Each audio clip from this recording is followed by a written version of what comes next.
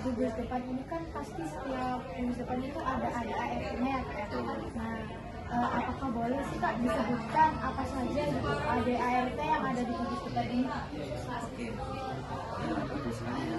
ADART itu seperti fondasi ataupun seperti sebuah bangunan di mana itu harus ada dalam sebuah organisasi.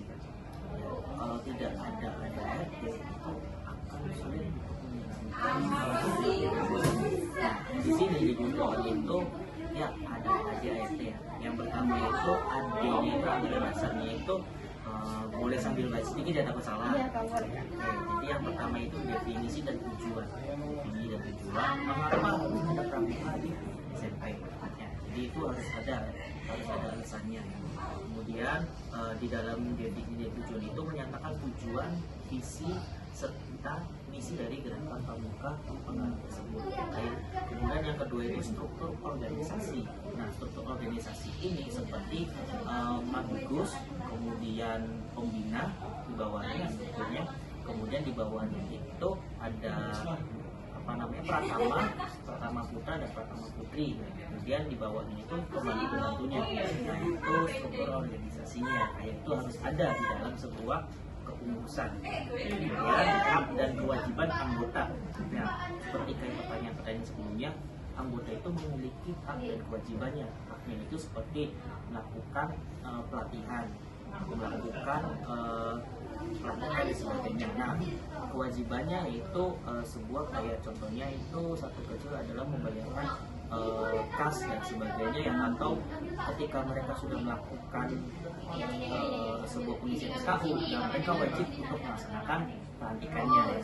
Nah, kurang lebih gambaran AD-nya itu ada di depan kakak itu seperti itu. Nah, kemudian selanjutnya itu anggaran rumah tangga ya, kayak anggaran rumah tangga itu seperti ketentuannya kayak itu menyediakan ART dan aspek-aspek pokok yang diatur di dalamnya. Nah, kemudian ketentuan umumnya itu kayak menyediakan semacam peralatan untuk pelatihan kita. Contohnya itu di sini kan kalau volunteering ya, ini itu menyediakan tongkat-tongkatnya ya. Nah, kalau semapur seperti bendera semapur, kemudian kompas serta sanggar dan sebagainya.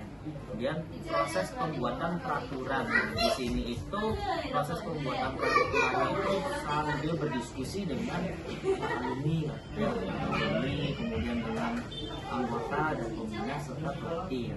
Ada proses pembuatan peraturan.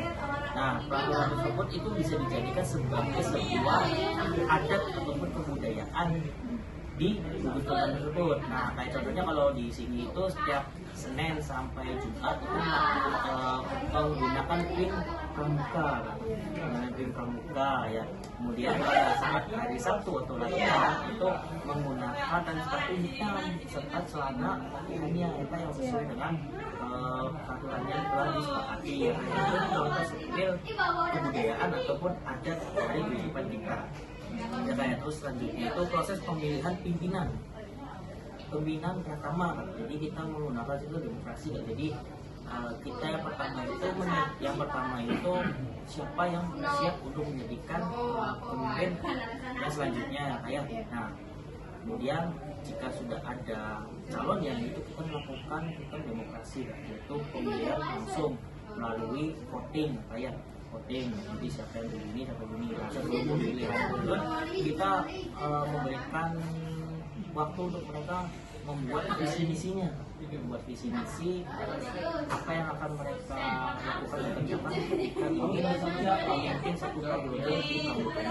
Kemudian yang terakhir yaitu sanksi dan pertanggungjawaban. Jadi ketika ada peraturan pasti harus ada sanksi ya, kayak.